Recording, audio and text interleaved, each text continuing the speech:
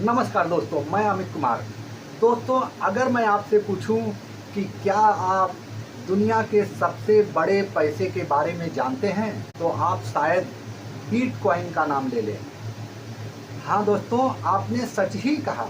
Bitcoin जो अभी कुछ सालों पहले ही तो पैदा हुआ था, किसी सातोशी नाकामोटो नामक व्यक्ति अथवा ग्रुप ने तो बनाया था। अरे जब बनाया था तो उस समय यह $1 में मिलता था।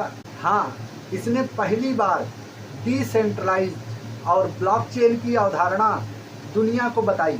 उसके बाद तो जैसे झड़ी लग गई, हजारों क्रिप्टो करेंसियां मार्केट में आईं, जैसे इथेरियम, रिपल, लाइटकॉइन।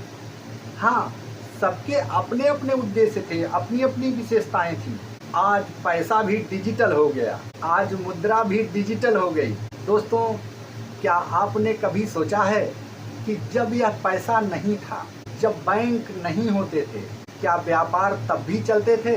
तो हाँ दोस्तों, जब यह पैसा नहीं था, बैंकें नहीं थी, कोई करेंसी नहीं थी, व्यापार तब भी होता था। उस व्यापार को बार्टर सिस्टम कहते हैं। उस समय, पुराने समय में लोग एक सामान के बदले में दूसरे सामान का लेना देना करते थे अथवा खरीदना बेचना करते थे, या समझ लीजिए अदला बदली किया करते थे।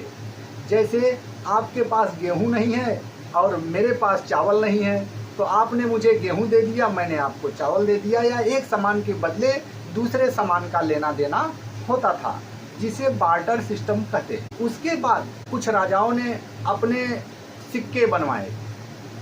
अपना सिक्का बनाने का मतलब, अपना सिक्का चलवाने का मतलब उस समय होता था अपने सत्ता का प्रदर्शन करना। सिक्का चलता है, लोग कहते हैं कि भाई इनका सिक्का चलता है। फिर धीरे धीरे समय बीतता रहा। यह सिक्के चूंकि सोने और चांदी के होते थे, आगे समय बीतने पर यही सिक्के तांबे के और पीतल के हो गए। फिर आगे और समय बीता, यह सिक्के कागज में अर्थात नोट बन गए। जब नोट बन गई तो बैंक आ गई, और जब बैंक आया तो अब बैंक से लोग बैंक में पैसा रखने लगे, बैंक की करेंसी पूरी दुनिया में चलने लगी। फिर भी समय बीतता रहा। समय तो भाई लगातार चल रहा है, समय का पहिया चलता जाए।